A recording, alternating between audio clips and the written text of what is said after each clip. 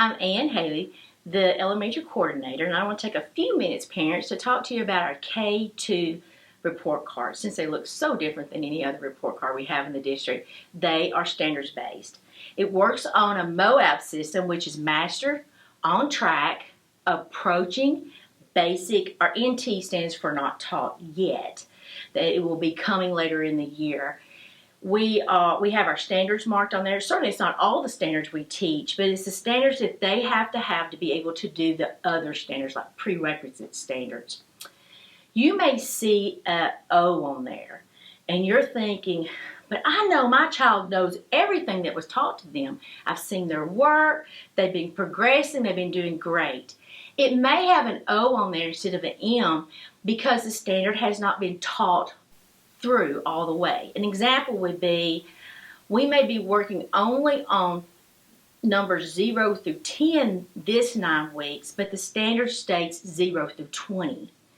So the O would mean they have mastered 0 through 10. They're on track of mastering the whole standard. So later on when they have been taught 0 through 20, at that point they may have an M for master. Another thing that might happen though is they have an M and the next month they retest them, they didn't retain it, and they may drop. And you may see an O on track again. They're working hard and doing, but they're just not at that master at level because they've lost some of that, they didn't retain it. That will work all the way through the year. You can look at the standards on the report card. We have tried to put those in parent-friendly terms so you'll know how to help your child. Reach out to your teacher. They're always there to give you tips on how to strengthen that skill. And if you have any questions at all about the report card, make sure to ask your teacher, because that's what they're there for, to help you and us partner together to make sure your child's successful in school. Hi, my name is Kay Martin, and I'm the secondary coordinator for Rutherford County Schools. Last week, your child received a report card, and we want to ensure that you know how to use that report card to support your student. First of all, in our grades 3 through 12, the grading scale changed for our students per state policy. So starting this year, you'll notice a change. Your student will receive an A for a 90 to a 100.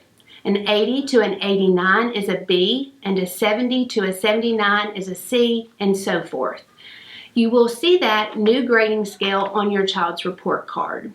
We also want to remind you when you start to enter 9th grade that students have to start receiving credits. To receive a Rutherford County diploma, you must accumulate 23 credits to graduate. On our website, you can find those 23 required credits needed to graduate from Rutherford County. Also starting in 9th grade, students start accumulating their GPA. To calculate the GPA, we use each quarter's grade and then the end of the semester grades. For example, in the first semester, to calculate the semester 1 grade, we use quarter 1, quarter 2 grade, and then the student's midterm. Those 3 averaged together will equal the student's semester 1 grade. The semester 1 and the semester 2 grades are the grades that we use to calculate the GPA.